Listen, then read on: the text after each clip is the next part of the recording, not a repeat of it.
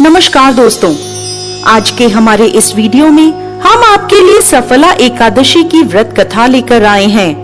एक समय की बात है जब महाराज युधिष्ठिर भगवान श्री कृष्ण से अत्यंत महत्वपूर्ण प्रश्न पूछते हैं।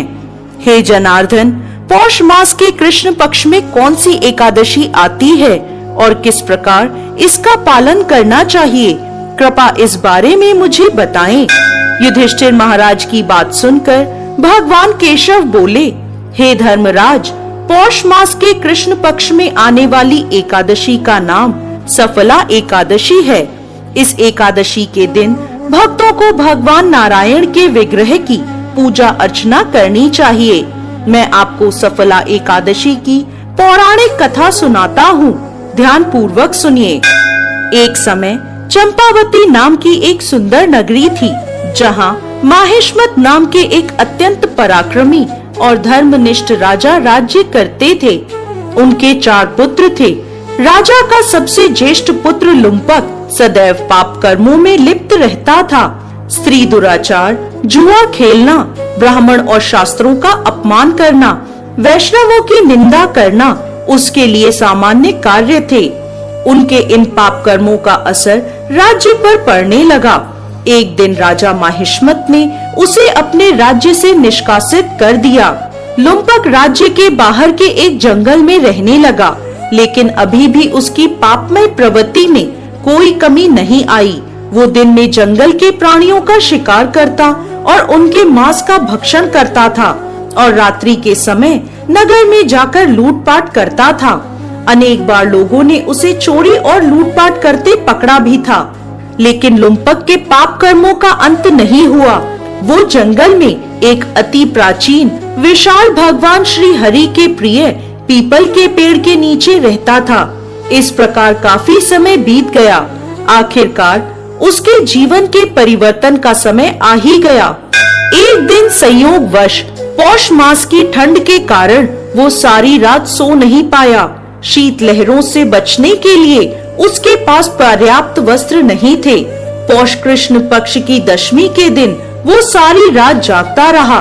ठंड की वजह से उसका शरीर शिथिल हो गया और वह मूर्छित हो गया। अगले दिन एकादशी के मध्याह्न के सूर्य की गर्मी पाकर उसकी मूर्छा दूर हुई। गिरता पड़ता वो भोजन की तलाश में निकला।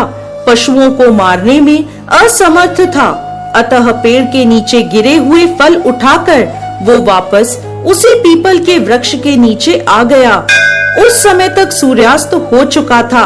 इस असहाय स्थिति में अपने पूर्व जन्म के कर्मों के कारण उसने भगवान नारायण को याद किया और कहने लगा, हे प्रभु, मेरी क्या स्थिति हो गई है। अब यह फल आप ही को अर्पण है। इन फलों से आप ही तृप्त हो जाइए।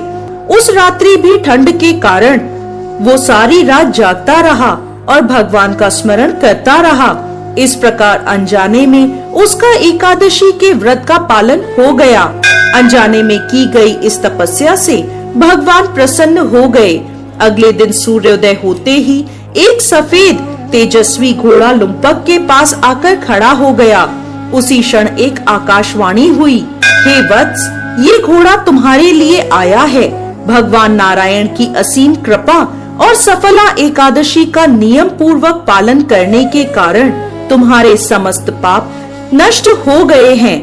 अब तुम इस घोड़े पर सवार होकर अपने पिता के पास अपने नगर में वापस चले जाओ।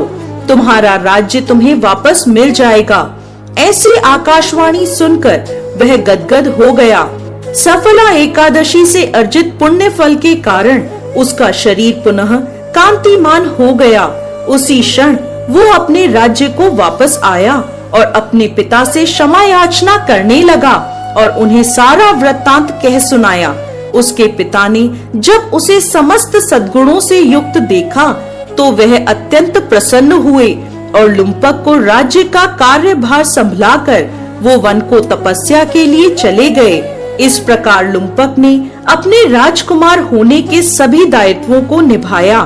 अपने पिता के पद चिन्हों का अनुसरण करते हुए वो अपने देह को त्यागने के बाद वैकुंठ लोक को प्राप्त हुआ। कथा समाप्त करते हुए भगवान श्री कृष्ण कहते हैं, हे राजन, जो व्यक्ति सफला एकादशी की इस कथा का श्रवण या पाठन करते हैं, उन्हें राजसूय यज्ञों का पुण्य फल प्राप्त होता है। उनके समस्त कष्ट नष्ट हो जाते हैं और अंत में वैकुंठ को वो प्राप्त करते हैं। जय श्री हरि विष्णु।